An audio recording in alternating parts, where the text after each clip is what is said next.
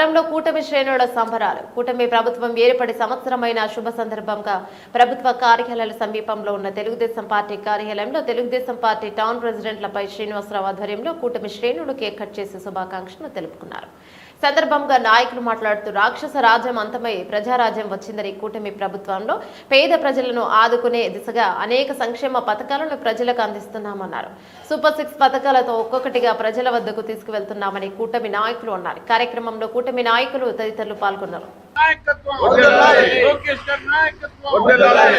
మోడీ గారి నాయకత్వం వర్ధిల్లాలి. మోడీ గారి నాయకత్వం వర్ధిల్లాలి. నెహ్రూ గారి నాయకత్వం వర్ధిల్లాలి. నవీన్ గారి నాయకత్వం వర్ధిల్లాలి. నవీన్ గారి నాయకత్వం వర్ధిల్లాలి.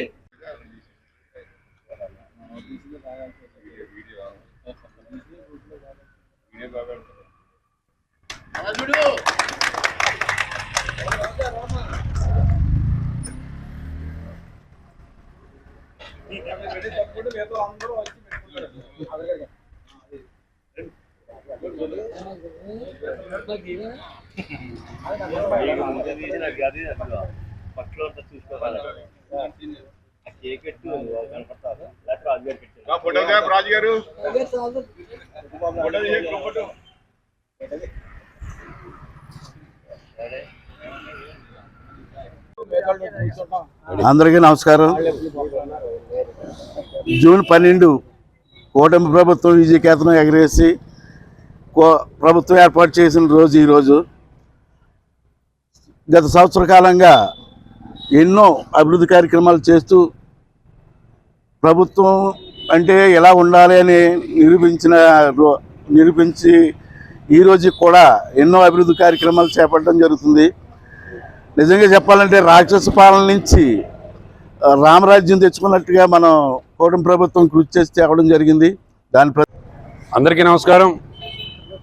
మరి రోజున రాక్షస పాలన, దురదృష్ట పాలన పోయి అదృష్ట పాలన వచ్చి నేటికి సంవత్సరం అయినందుకు ముందుగా ఎన్డీఏ కూటమి నాయకులకు, కార్యకర్తలు అందరికి కూడా నా నమస్కారములు.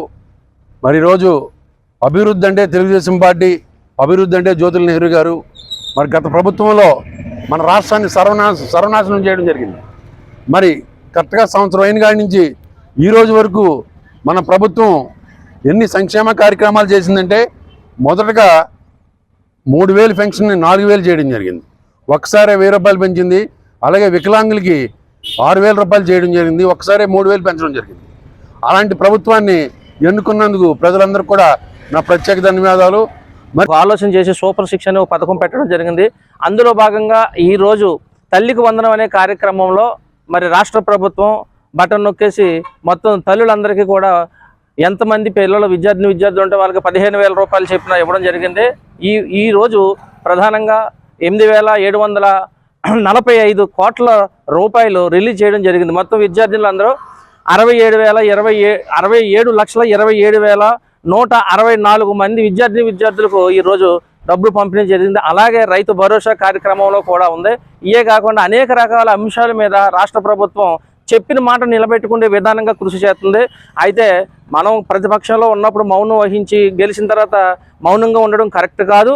అప్పుడు ఏ రకంగా అయితే పోరాటం చేశామో, ఎందుకంటే ఈరోజు ప్రతిపక్ష నాయకుడు అనేక అరాచకాలు చేస్తున్నారు. దాన్ని తిప్పుకొడుతూ మనం పెట్టే సంక్షేమం మీద, అభివృద్ధి మీద లేనిపోయిన బురద జల్లుతున్నారు.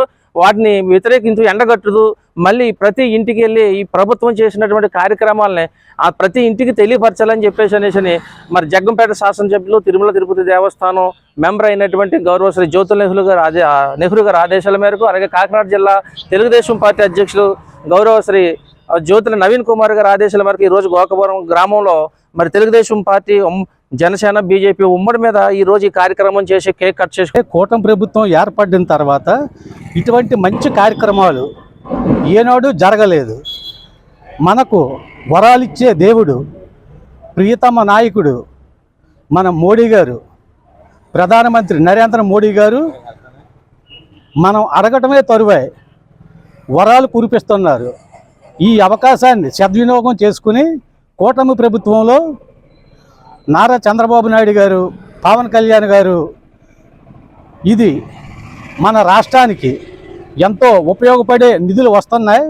అవి ఏ విధంగా ఖర్చు పెట్టాలి, ఏ విధంగా అభివృద్ధి చేయాలనే కార్యక్రమం మీద మన జ్యోతుల నెహ్రూ గారు చాలా ఆలోచనతో ఉన్నారు. ఈనాడు చాలా ఆనందమైన రోజు. ఎందుకంటే ఈ రోజుకి కూటమి ఏర్పడి అధికారంలోకి వచ్చి సంవత్సర కాలం పూర్తి చేసుకొని కేక్ కట్ చేసుకుని నెహ్రూ ఆదేశం ద్వారా చేసుకున్నాం కనుక ఇదే విధంగా ఈ 5 సంవత్సరాలు కూడా ఇదే సెలబ్రేషన్ చేసుకుంటూ అందరూ కలిసికట్టుగా ఉండాలని కూటమి సభ్యులు అందరూ చేసుకుంటూ ఈ సంక్షేమం అభివృద్ధి అన్నీ కూడా తోడుగా వెళ్ళాలని చెప్పి పవన్ కళ్యాణ్ గారు సందేశంతో మన నారా చంద్రబాబు నాయుడు గారు తోడ్పడుతూ ఇలాగే ఎన్డీఏ కూటమికి తీసుకెళ్లాలని పవన్ కళ్యాణ్ గారు ఇచ్చిన సందేశాన్ని నారా చంద్రబాబు నాయుడు కూడా ఆయనకి చాలా ప్రాధాన్యత ఇస్తూ ఆయనకి కూడా అందరికి మేలు చేయాలని చెప్పి ఒకే ఒక్క లక్ష్యంతో మా ఇవాళ ఎన్డీఏ కూటమి ఏర్పడింది.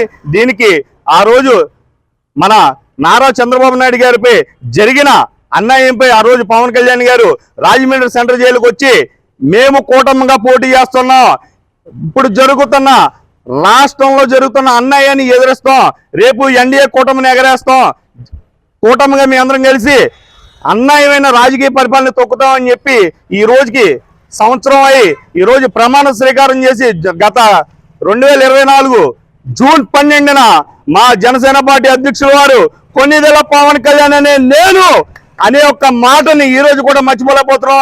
ఇది కేవలం ఆయన రాష్ట్ర ప్రజల కోసం, రాష్ట్ర ప్రజల భవిష్యత్తు కోసం ఇన్ని త్యాగాలు చేయడానికైనా సరే ఆయన సిద్ధంగా ఉండి రాష్ట్ర ప్రజల శ్రేయస్సు కోసం